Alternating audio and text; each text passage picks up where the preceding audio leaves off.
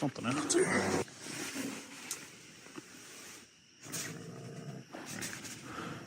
Oh shit.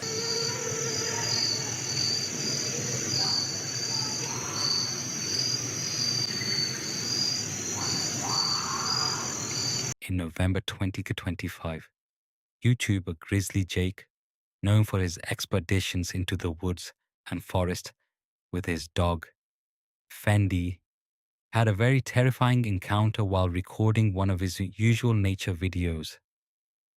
The first part of the video goes as it should, with him setting up his tent, preparing firewood and food for the night, until, as night falls, he has a very disturbing encounter in the forest. Right, we've got steaks on go now. Bit of ribeye, pot boiling for some mash, and I've got a visitor. Creeped up behind me asking me if I had a light in my pants. This is Martin anyway. I don't know him, but he's stopping for a steak, so... Just some random creep wandering about. You went round here in a poncho a couple of months ago, were you? I don't think I was. I could have been. Even though he initially seems friendly and has no ill intentions, it's always strange and unusual to meet someone wandering through the forest without a flashlight or food, who stops and asks if he can join you. I would never say yes, but Jake seems to try to indulge him, hoping nothing will backfire. But after dinner and a chat, Martin tells Jake how he's homeless because of drugs. And just as Jake gets up to go chop wood, he turns around and Martin disappears, without even a thank you, as if he were hiding something. So Jake, for his own safety, decides to leave, fearing he'll return with more people and try to rob or kill him. Two boys who hunt animals together with bows find themselves in a forest to hunt and record some clips for their audience. But something terrifying happens. They never expected to witness a murder in the forest where they grew up. Look at this. Pretty dang high up in a tree. Yeah, real high. And we're actually like directly above one of the scrapes. But it's super tight in here. I mean, any shot's gonna be close at all. I mean, 20 and in, 25 and in maybe. But we feel good about it. So, best sign we found all week. After finding their hunting spot for archery, something starts to be heard in the distance. Screams, cries of pain and curses, as if something horrible was happening.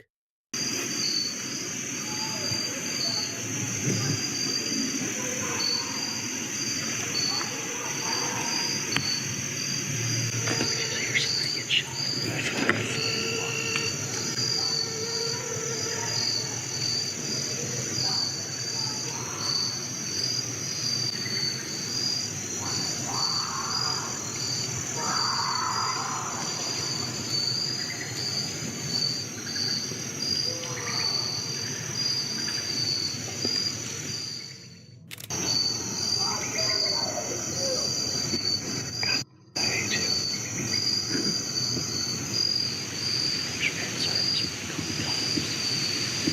I mean, there ain't nothing out here.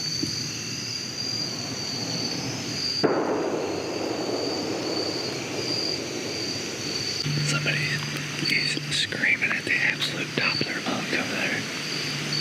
Very not good obscenities to someone else.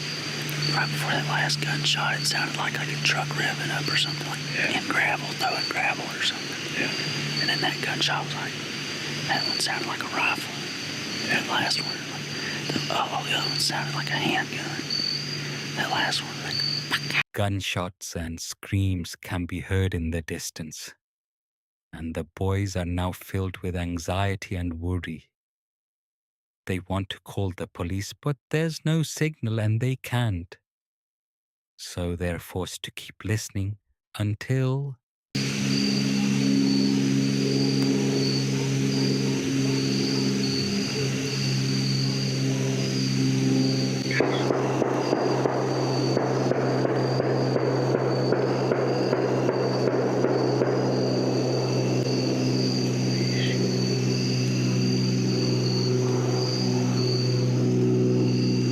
Something not good's going on. Imagine if we would have ended up orbing them on it, how close we would be to that. We might have been able to see it. That's terrifying. That is wicked. Well, hopefully nobody got shot, but sure sounded like somebody did. Sounds like somebody might have got killed over there. Near a vehicle. Yep.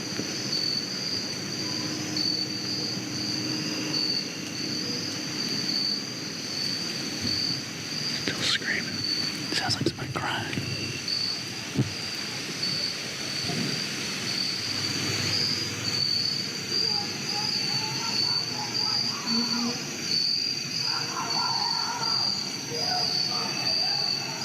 He's saying somebody help.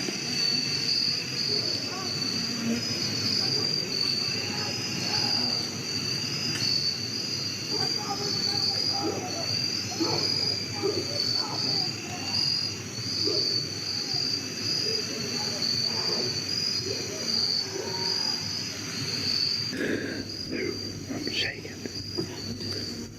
I mean, it sounds like a guy that's absolutely losing his mind over there. Completely. And maybe he shot somebody. What we can hear is terrifying. Screams, gunshots, and someone seemingly screaming for help. Desperate help. There's no longer any doubt.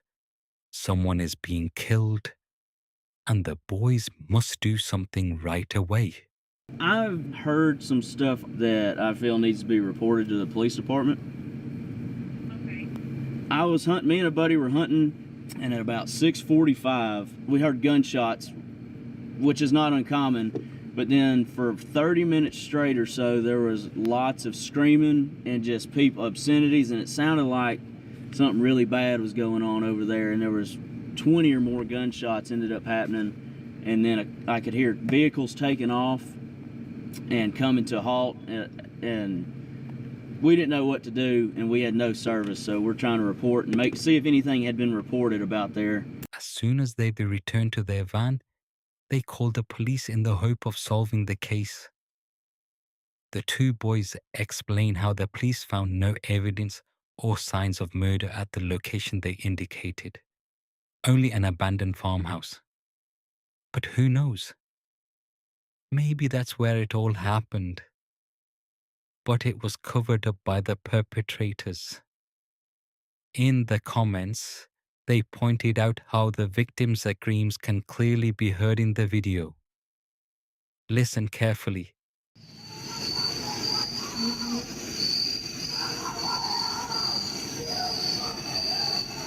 He's saying somebody help. 5050 Fishing is an American YouTuber from North Carolina who enjoys sharing fishing content with his friends. In this video, something doesn't go as planned. They spend the afternoon fishing together, set up their tent for the night, and get ready to sleep until something wakes the YouTuber up. There's my dang canoe because it wouldn't fit. What else do I need in here? All right, I think I'm ready. I'm just bringing this little doohickey, my bobber. Bring my little bit of water out there. I think I'm ready. We at Lake Castcray. We're doing like a little maiden voyage. See, it's the first time in a canoe ski. I was gonna sell this canoe, but now I think I'm just gonna keep it. I don't even know how stable this thing is or anything. We're gonna send it. Can't sell her now, Rick. It's been in the water. Oh, we're committed. Ain't as stable as my other one. I'm the motor. I think we need to go just clear the fire though. I mean, it literally took, what takes the longest is doing the dang rain fly and stuff. Well, I'm probably gonna head to bed. Probably gonna get up early, hit the lake again. Got my mattress pad, got the sleeping bag. This little tent's all right. This ain't bad at all. Not like crazy roomy, but it's pretty good. Could fit 2 people in here.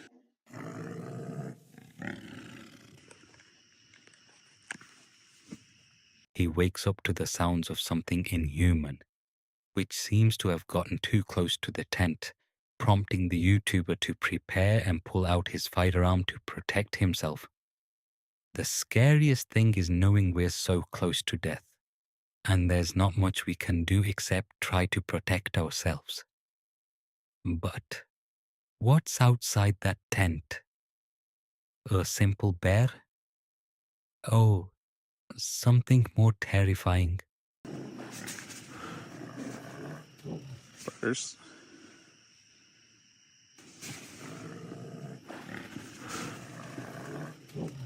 What the?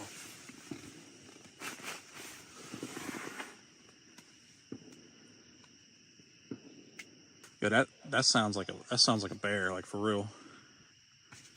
Oh shit.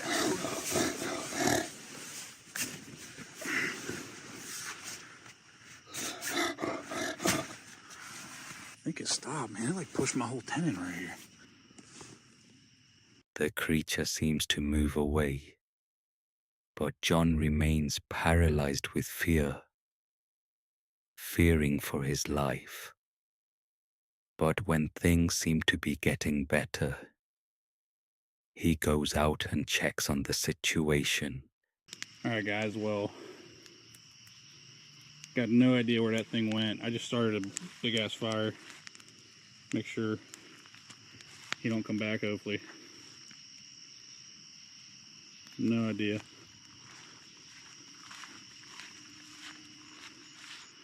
think the tent's alright. I haven't seen anything on the tent.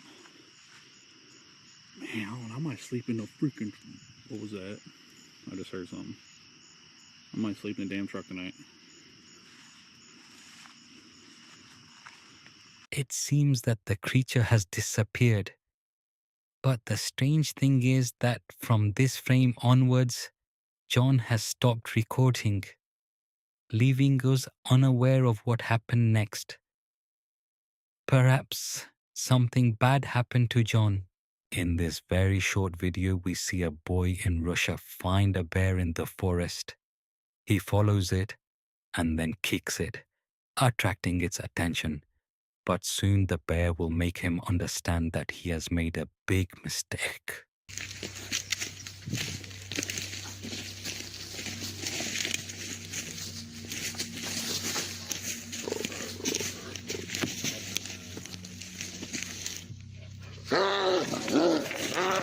In the general chaos, the bear attacks the boy, forcing him to run away, causing him to drop the camera to the ground. He escapes with a few injuries but runs away. This very simply teaches us that we should never anger a wild animal, especially if it's a bear.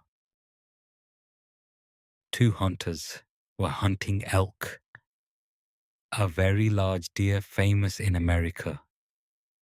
They decided to set bait on the river, waiting for some prey to show up. But they attracted something far worse than an elk. What we also saw that we weren't expecting, though, is a big brown bear on the carcass. And we knew as we had to go in there, we were in for a little bit of a confrontation.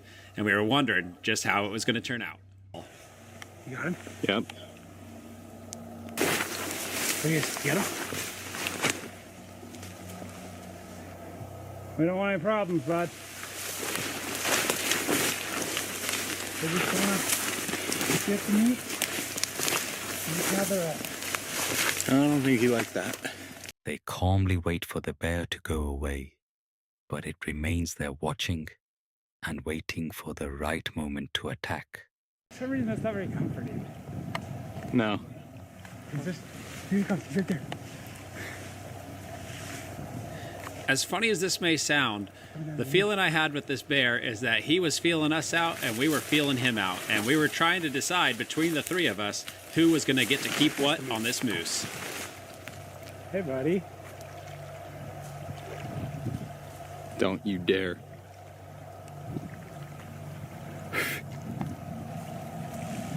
Clearly hungry after smelling the meat, he approaches, assesses the situation, and leaves. Now the boys must make an important decision. run away, or face the bear to avoid losing their supplies. Back over there and decided to bury it up before he left and let us come and get our stuff. He's trying to bury the moose. This here's an Arctic standoff. He doesn't want to leave. No. Should we back down and get across the creek? Well, yeah. Take the shallow spot? You guys, we're going to load up like 10 feet away. All right. We're gonna have to take our mix back.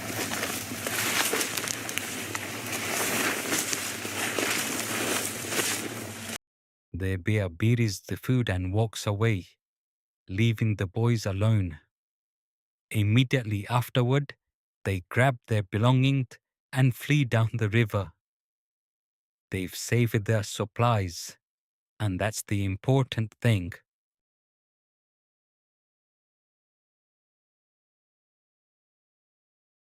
Entering a forest is always risky, especially when you ride a motorbike with your friends. Knowing that the noise of the engine could attract unwanted people or things, as in the case of these guys.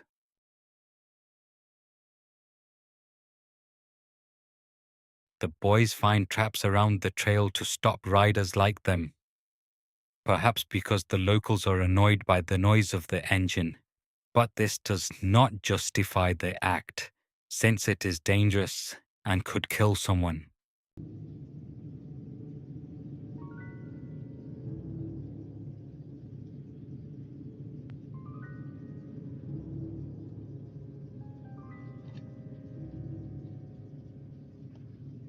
When these wires are set up off-trail, it can be hard to tell whether they were placed there out of malice or if a random camper or farmer placed the wires there to hang up clothes or something similar.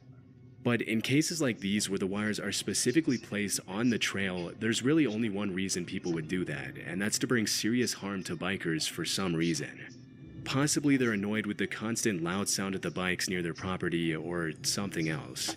But hopefully more measures can be taken in the future to prevent more people from getting hurt, especially because it's not uncommon to hear about motorbikers and snowmobilers losing their lives over this kind of stuff.